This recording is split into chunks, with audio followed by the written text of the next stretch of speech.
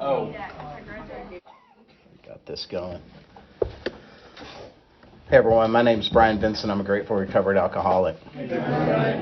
I don't think I can live up to that introduction that Gabe, don't only believe about 10% of that. But no, Gabe and a lot of these people in this room have made a huge impact in my life and have really saved my life too.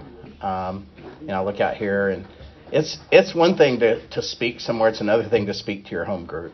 Because there's just so many people here that I love and have had a huge impact in my recovery and my sobriety. Those of you that came up a little earlier and picked up 24-hour chips, some of the newcomers, I want you to know you're the most important person in this room. There's nobody more important than you guys. And I mean that. I remember the day I came in and picked up a desired chip. And, that's a big step. So I just encourage you to continue on in that process. I'm not a real behind the podium guy, so I'm going to kind of just take this microphone out a little bit if you guys don't mind, and grab my big book here in case I need that. So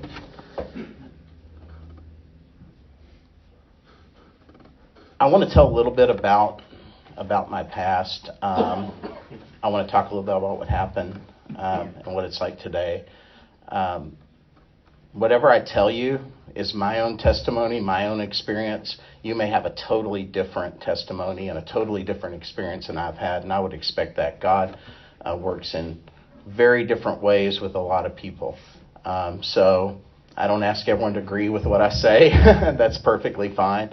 But I'm just going to share with you, what God's done in my life and the experience that I've had.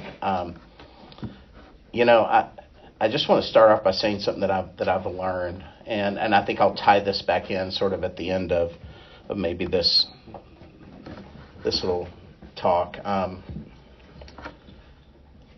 I don't believe that the opposite of addiction is sobriety. I believe that the opposite of addiction is connection. And I'm going to talk a little bit about that tonight and how the disease of alcoholism disconnected me from just about everything and everyone in my life that loved me. This disease is tragic, but at the same time, it's beautiful. Growing up, I grew up here in San Angelo, Texas. I guess I grew up in Lubbock, Texas until I was in 8th grade, then moved back here to San Angelo, went to high school here. Neither of my parents are alcoholics. I have some alcoholics in the family, in my family history. Grew up in a pretty middle-class, pedestrian environment. I was the oldest child of 3. Now, whether it be my parents or me, I can tell you that at a very young age, I put a lot of pressure on myself to be the best at whatever the best meant. I can remember the teacher came to my parents in 1st grade and said, "I don't know why your son's hands are shaking. He's so worried about his writing that he just has all this pressure on himself." And my parents said, "No, he puts that on himself." I don't know that any 1st grader intentionally puts a lot of pressure on themselves, but for whatever reason, I had a lot of pressure on myself. I went through the life at an early age feeling like something just didn't add up. I don't know how to explain that. I think I know this. The evidence is in. If you're new to this program, about 60 to 70% of whether you're going to be an alcoholic or not is related to your DNA. The science is pretty in on that. There's not a lot of debate on it anymore. So congratulations if you're in this room and you're one of us. You drew the black beam. And that's something we can't control. And I believe I was an alcoholic from the day that I was born. I knew that, but I also knew that God had a plan for me at a very young age. I had this desire to be part of God's world and God's plan. And I remember I kind of got involved with a church when I was really young and had a real spiritual experience. And I remember God really leading me to want to be a missionary. And I thought, wow, this would be awesome. And I was about 14 years old. And I thought, wow, this is what I really think I want to do. Up to that time, I was a straight A student. And at any rate, I said, I think I want to be a missionary. And I remember and this is not any fault to my dad's or my parents. I wanted to get something out here. I'm not blaming anybody. But I remember going to my dad and saying, Dad, I think I want to be a missionary. And he looked me straight in the eye and he said, Bryan, you are way too smart to be a Jesus freak. And I remember sitting there, and it really kind of broke me. And I thought, well, if I'm too smart to do that, I guess I'll do what Dad wants me to do, and I'll be really, really smart and really, really successful. About that time, not too long after that, I was at a friend's house. We got into his dad's keg, and the first drink I ever took, I can tell you this, it was like peas and carrots I was programmed to receive. It was the best feeling that I ever had in my life. About 2 weeks later, and we drank more than we should, but we couldn't drink too much because we were going to get caught. 2 weeks later, I got into my dad's liquor cabinet, drank until I got kind of passed out with a buddy, got sick, threw up, woke up the next day with a horrible headache, and I remember thinking, that was awesome. I want to do that again. And so, looking back, I can tell you that I've never drank normally. I always drank alcoholically anytime I ever put alcohol in my body. Continued on, though, with school. I had this ability to learn to manipulate people at a really young age and to get what I wanted, or get what I thought I wanted. But I started at that age, in a very young age. From that time, I said, okay. And I felt in my mind like I maybe walked away from God. So I put on this persona, even at age 15 to some extent. And the Latin word for persona means your stage mask, right? I put on this stage mask. And I can remember just saying, I'm just going to be successful. I'm going to be the most popular. I'm going to be the best student. I'm going to be this. I'm going to be that. And I was. I graduated right here from Central High School in 1990. I was president of the National Honor Society, president of the Student Council, prom king, most likely to succeed, and Mr. Central High School. I'm not saying that bragging. In fact, that's a curse. And actually, I felt bad about it, honestly, because deep down, I knew that wasn't me. That's not something I cared about. It wasn't important to me. But I continued to develop this stage character. Went on and graduated with honors as an undergraduate. Got a degree in chemistry. Met my wife in college, Brandy, who is the love of my life. We'll be married 30 years next May. This is what happens when you don't rehearse what you're going to say. And very much a blessing. We have 3 wonderful children. And the fact that they are so wonderful really is a testimony to her. She's probably, if you look up awesome mom in the dictionary, there'd be a picture of Brandy there. And I really mean that. That's the honest to God truth. So we met each other. My drinking was fun back then, I didn't cause many consequences, maybe a hangover, maybe a little run-in where I had to pour my beer out while the police stood there. Back in the 80s, that's what you did. In the 90s, they didn't take you to jail. They just made you stand on the side of the road, and that was the punishment for doing that. So went on to graduate school because my dad, again, wanted me to be a doctor. I really didn't want to be a doctor, and I kind of rebelled against that.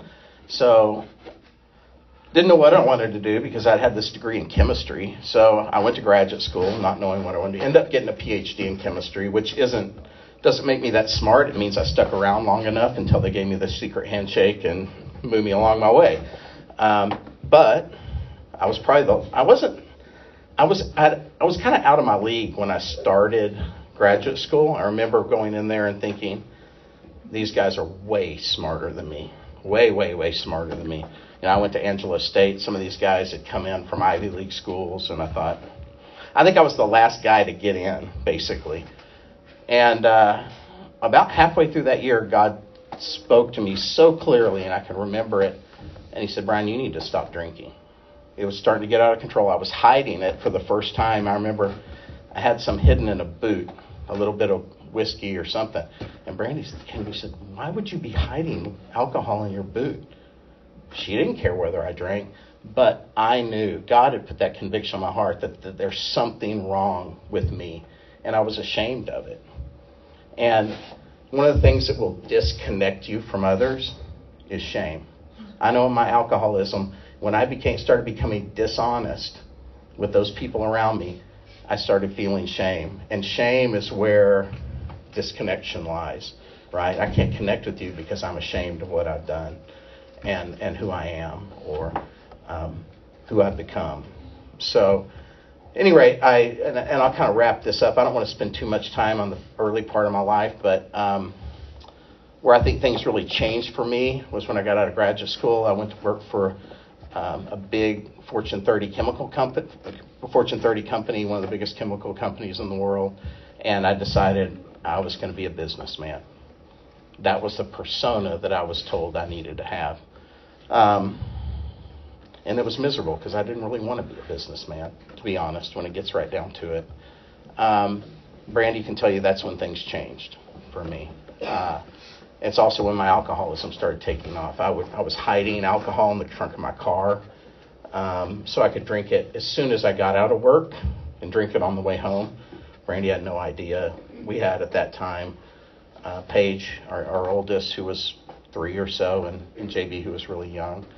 But I was able to manage it in my mind.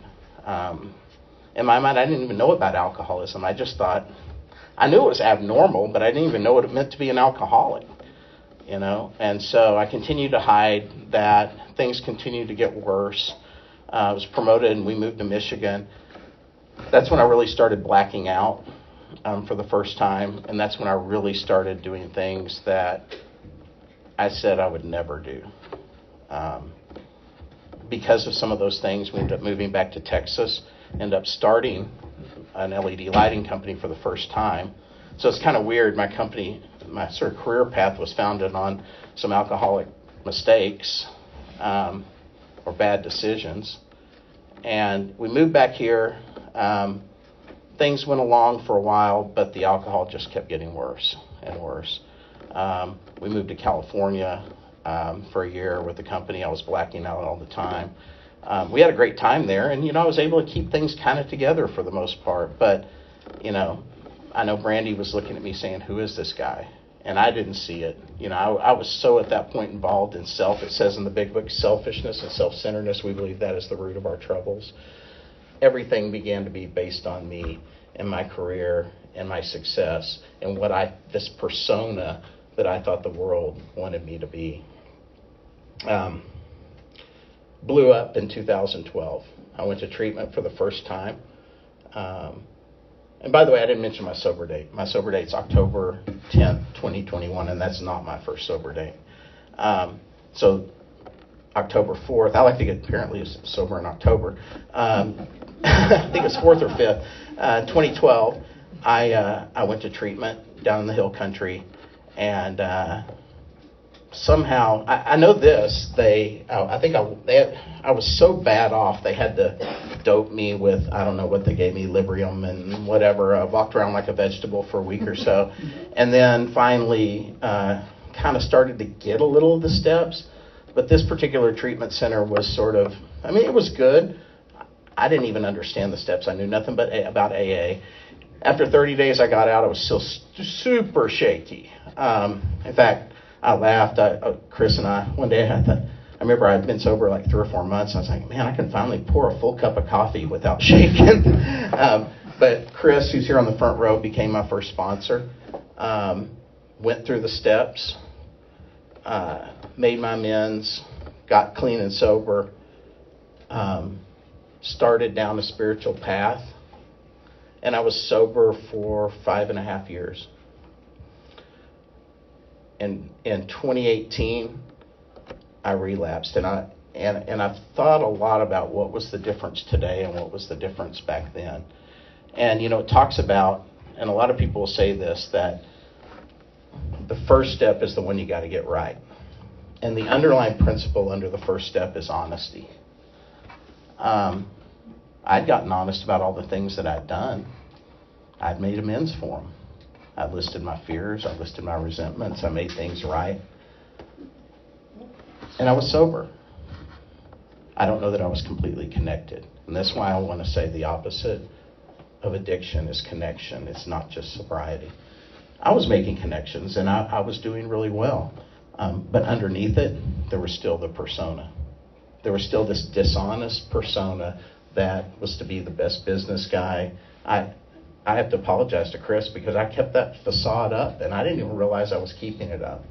At the time, when you lie to yourself about who you are for so long, you start to believe it. In fact, you don't even know you're believing it. It just becomes part of you. And so underneath this whole time, there was this underlying feeling that I was, something was still amiss. But I tell you this, it was the best time for our family. Dad came home sober.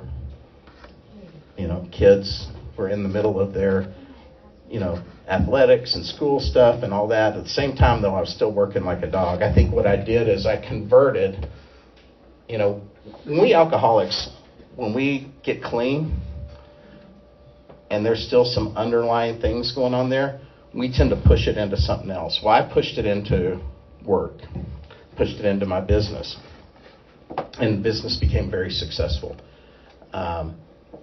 We grew the business to one of the largest lighting companies, LED lighting companies in the commercial sign space in North America, and did it in a pretty short period of time. At the expense of my family, at the expense of a lot of things. I wasn't sponsoring people like I was supposed to be. I kind of did the minimum, if you will, to kind of conditions of my sobriety. But underneath it all, there was this underlying dishonesty, this underlying persona, this stage character that was still there. This businessman that didn't want to be a businessman, deep down. By the way, I'm still a businessman, but that just pays the bills. So I remember we decided, my brother and I, we were going to sell a portion off of our company. And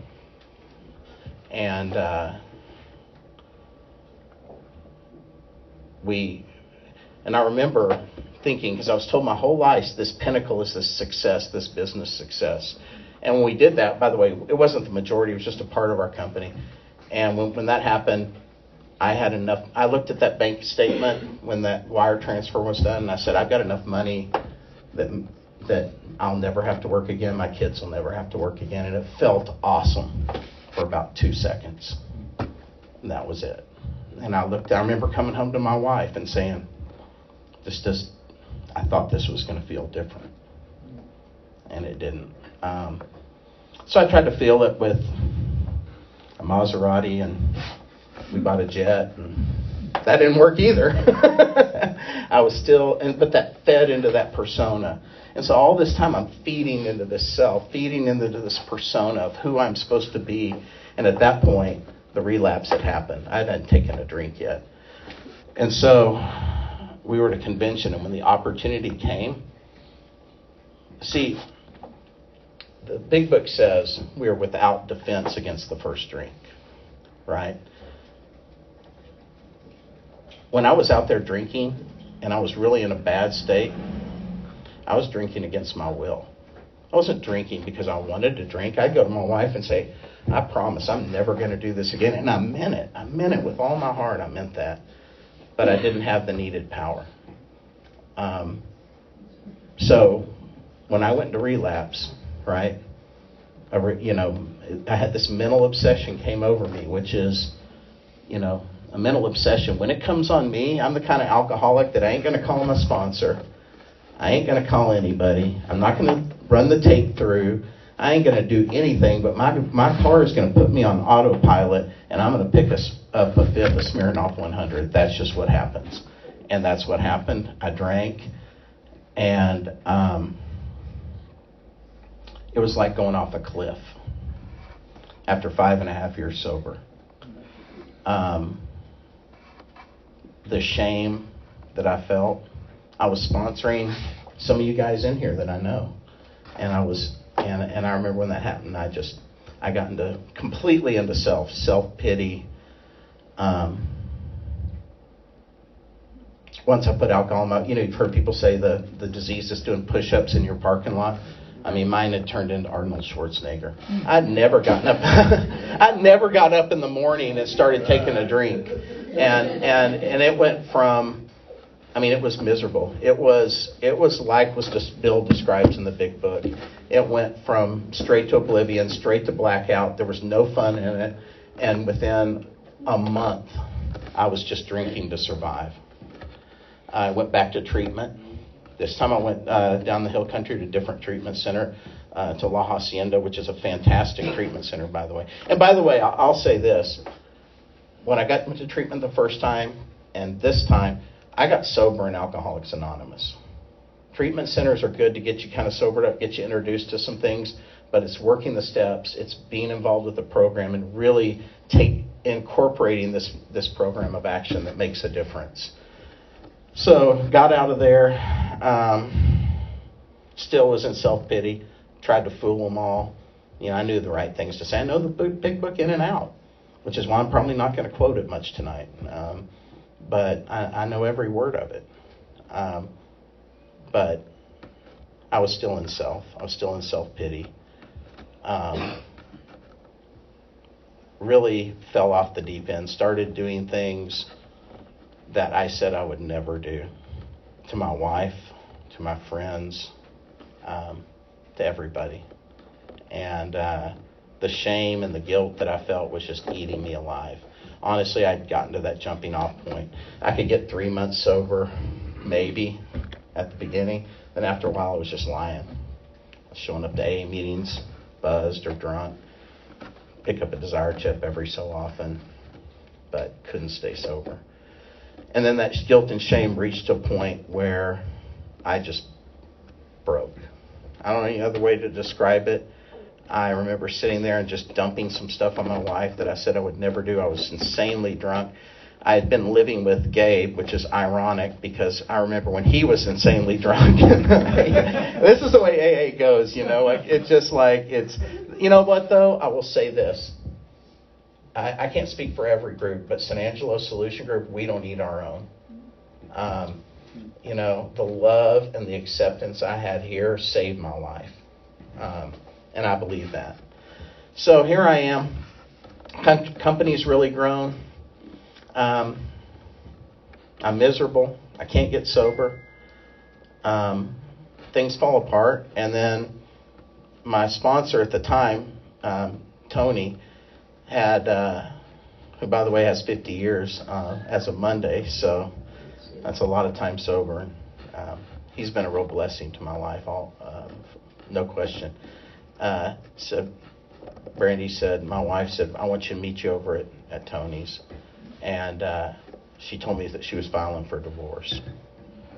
And I didn't blame her. She said, you didn't even look that upset. And I said, well, I was shocked. And quite frankly, there was a part of me that said, I don't want to hurt this woman anymore. And my world fell apart. I couldn't keep myself sober. Tony came to me and said, you need to go to a sober house. There's a wonderful sober house here in San Angelo called the Hatchery House. And he said, Bryan, just commit to 90 days.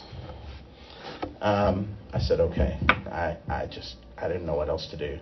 And I can tell you that first month was probably the most excruciating pain I've ever been in my life. The mask broke. That persona that I had was completely broken apart. I was this leader in the community. I was this big businessman, and I'm laying in a bed in a sober house, completely broken. And Adam will tell you, he goes, I didn't think you were going to, he goes, I was afraid you were going to die. I didn't really think there was any way you could stay sober. I was in such pain. But I'll tell you this, in the midst of that pain, I understood step one, truly for the first time. The dishonesty of that persona had been broken. And as Gabe said, I burned the ships. I removed every other option and said, God, I can't do this. You're going to have to do it. And that was the true, for me, step one experience. Because there was this underlying dishonesty that was there, even when I was sober, that I had a stage character. And those of you know what I'm talking about. It's a miserable place to live with a stage character for a long period of time. It's just, it's miserable. So I was loaded with shame. I was loaded with fear. I'm running the largest LED lighting company in North America and sleeping in a sober house. But I knew this is where God had me to be. I had nowhere else to go. So I laid there, and I remember I was laying in pain, and I said, God, you can have it. Just take it. You can have me. My marriage is over. My kids don't want to have anything to do with me. My facade is gone. My standing in the community is gone. I'm done. I'm done. And I can tell you at that moment, I had this experience with God. And Gabe and I've talked about it before. When you're at that point, it's the most painful place you'll ever be in your life, but simultaneously the most beautiful place you'll ever be, because there's nothing left. It's just you and God, and that's where I was. So I approached this program like I knew absolutely nothing. Whatever my idea of God probably wasn't working. In fact, I'd been playing God. I was my own highest form of authority. It says in the big book, I'm going to open this up on page 60. I would watch the time here because I'll get. It says, this is the how and why of it. First of all, we had to quit playing God. It didn't work. Next, we decided hereafter in this drama of life, God was going to be our director. He is the principal, we are his agents. He is the father, we are his children. Most good ideas are simple, and this concept was the keystone of a new and triumphant arch through which we passed to freedom. When I quit playing God, I started to get set free. And, I didn't think I was playing God. That's the delusion of alcoholism. It'll lie to you. It'll tell you that, the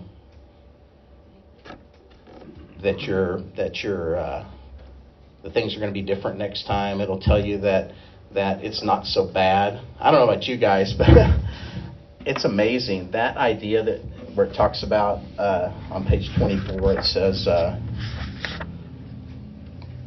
is it 24? Yeah. The fact is, for most alcoholics, for reason yet obscure, have lost the power of choice in drink.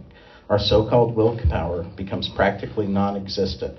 We are unable at certain times to bring into our consciousness with sufficient force the memory of the suffering and humiliation of even a week or a month ago. We are without defense against the first drink.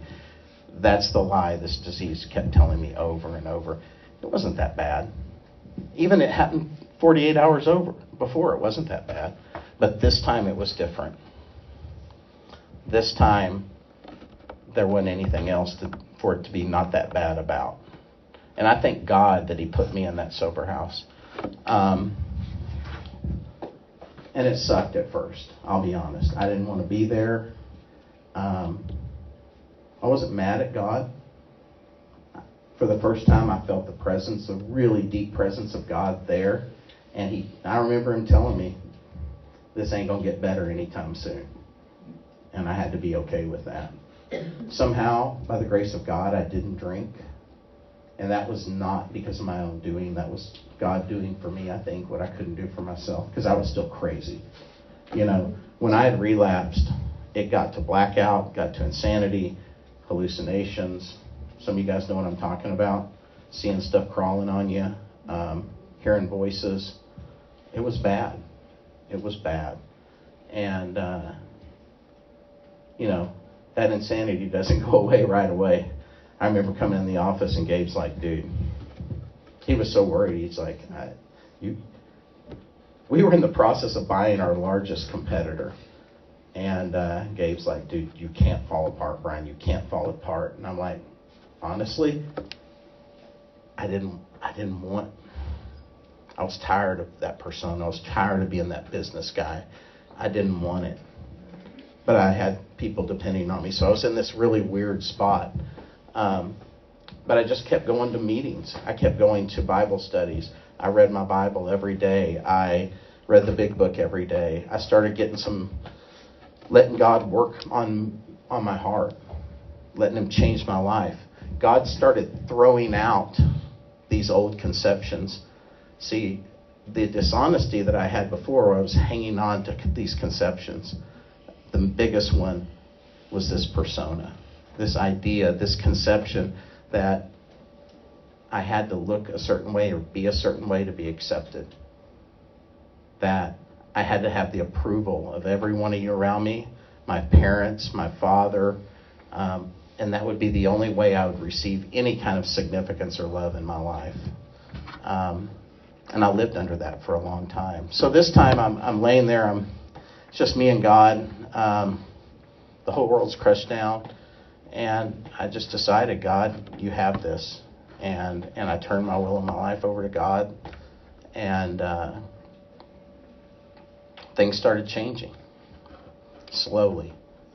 And I'd gotten up on my 90 days at the sober house. I'm thinking to myself, the old Bryan is sitting there going, you made your commitment, you did it. We owned a house in the Caribbean, a big house here in town, and a townhouse that was sitting there empty for me to move into. And I could have moved wherever I wanted. But God said, Bryan, we're not done. I'm not done with you. You're not going anywhere. And I made the decision to stay.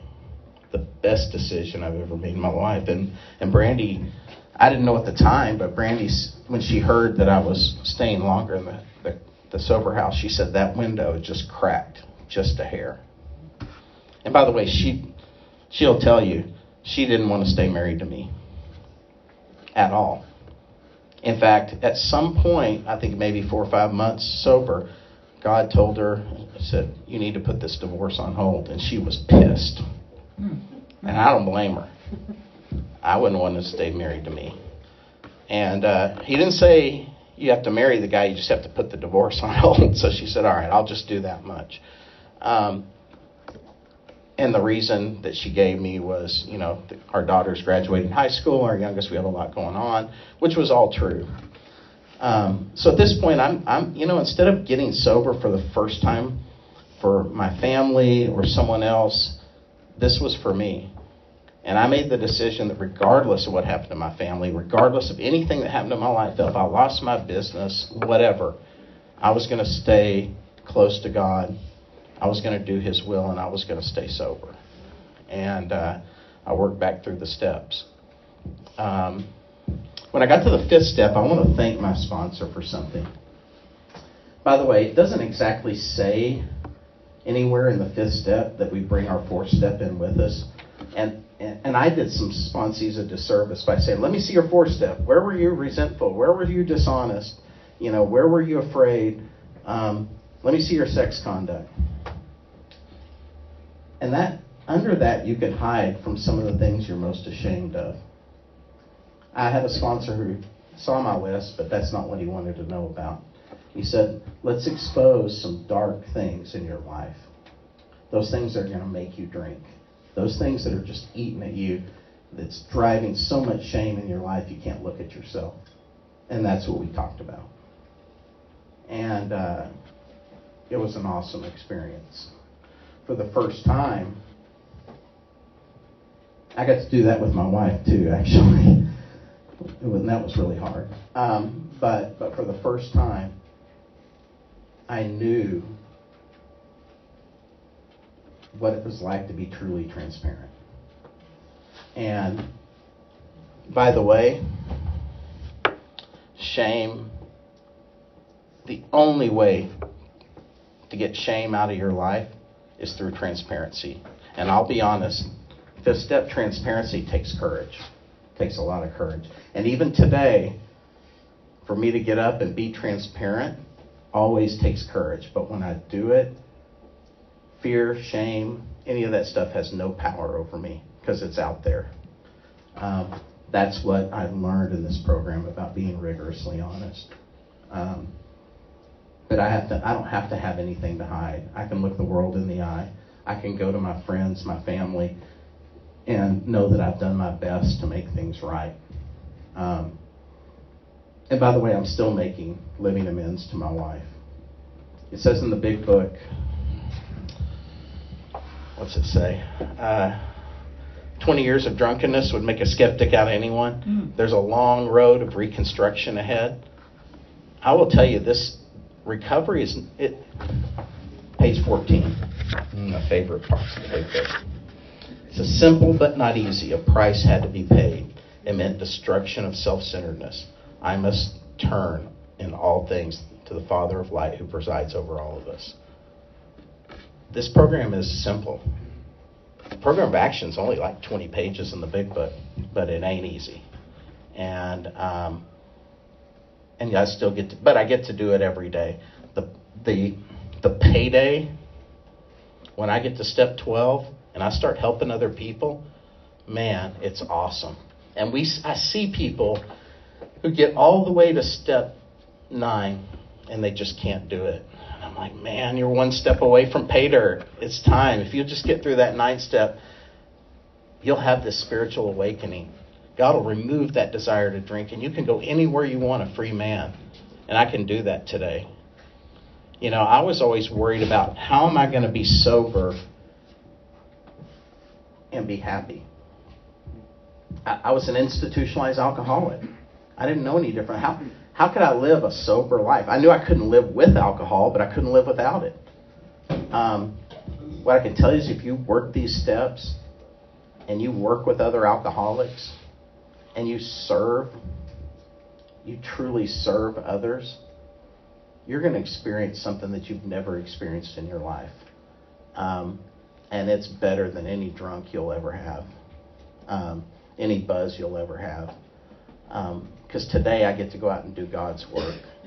It says on page 77, you guys who know me in our group hear me say it all the time. Our real purpose is to fit ourselves to be a maximum service to God and the people about us. You know, that comes from another big book, basically saying I get to serve God and I get to serve others. And when you do this 12-step, it also says you'll truly understand the meaning of love thy neighbor as thyself. Today, this program and Alcoholics Anonymous is the most important thing in my life today, other than my family and God. But God's part of it all. I get to go help alcoholics.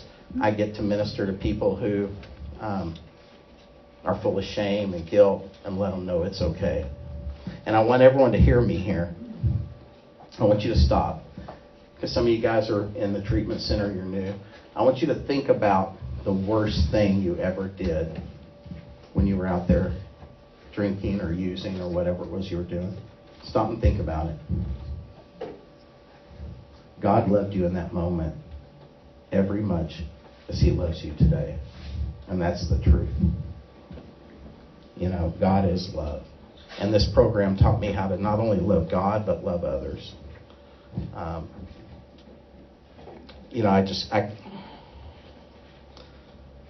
The blessings that I've received from this program today are beyond measure. I've been sober now almost a year and a half, and I can tell you, like I said, what's different this time? I'll tell you what's different. I got a deal the other day. We got a nomination, my brother and I, through Ernst & Young as Entrepreneurs of the Year.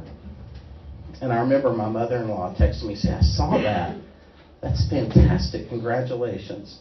And I almost looked at it with disdain because all of that caused so much pain and trauma and trouble in my life. And I remember the thing I sent her back, I said, I wish it was Father of the Year. I wish it was Wife of the Year. I wish it was Employer of the Year. Friend of the Year. That's what's different today for me.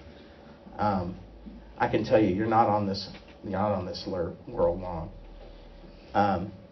If you're new to the program, let me say this. You guys that are new, I say this all the time, don't you smell more? Don't you smell more to your life and the way you've been living it? God has a purpose for your life. God gave me, as alcoholics, we are given a God-given purpose to go help others, and Escape says go to places that no one else can go. No one else can go. If you'll join us and you'll surrender to God, God can do some amazing things in your life. And he continues to do that. I see it all through this program. You know, I've got a couple of guys that I sponsor here, and just to see God change their life, to see that light come on, and to see them sponsoring others and just embracing the program and relationships restored, families restored. It's the most awesome thing in the world. Today, I'm still married. And I have kids that love me and want to be around me. And my relationship with my wife is awesome. That's a miracle. That's God performing a miracle. That's the only way I can describe it. Because it was burned down, it was destroyed, and God raised it up. And that's what God does. That's what God does through this program. He is a reconciler. He brings things together. He changes our hearts. He throws out every old conception we used to have and brings in a new set of conceptions. It says, having had a spiritual awakening as the result of these steps. For a lot of years, I was asleep. And when you're asleep, you can't see what's going on around you. If you'll do these steps, you'll have that awakening. You'll see. You'll suddenly be able to see through God's eyes. And it's the coolest thing in the world. I look out here and I just see all kinds of God's kids. And I love every one of you. It's a privilege to be a part of this group, and just a blessing to be able to share a little bit with you guys. And so God bless you. Oh, I have a question. Okay. I don't know if this is typical during a speaker meeting, but would you be willing to pray over my chick? I will absolutely do that. Bring it on up here. Come here, I'll pray with you. And no, that's not typical, but that's awesome. I mean, I've never seen it done before, and I've been in the rooms, in and out of the rooms for 5 years. Remind me your name again. My name is Sam. Sam? Yes, sir. Okay, come over here, Sam. Heavenly Father, we just lift Sam up, and this new walk in sobriety, this chip today, is nothing more than a token. It's a symbol. And Lord, I want to pray over Sam that you would give her the confidence and the resolve and the purpose to work through these steps. Lord, be with Sam every step of the way. And just create a new experience in your eyes, and just show the world how Sam can recover and how Sam can be a wonderful, wonderful testimony to those throughout this community, Father. And we ask these things in Jesus' name. Amen. Okay? Love you, man. Thank you. God bless you. Thank you, sir. Now that was the coolest part of my night. That's what I'm talking about. That's what God does. And you know what? Brandy, my wife, when we were sitting out in the car and she prayed, she said, I just pray that there's one person that needs to hear this message. And we change lives one at a time. And I want to thank all of you who have been part of my recovery. This is the best group in the world. And people here love alcoholics. We love God. And so come and join us. Let us help. Be part of our program. Thank you. And I appreciate the the opportunity to be here and speak tonight. Thank you.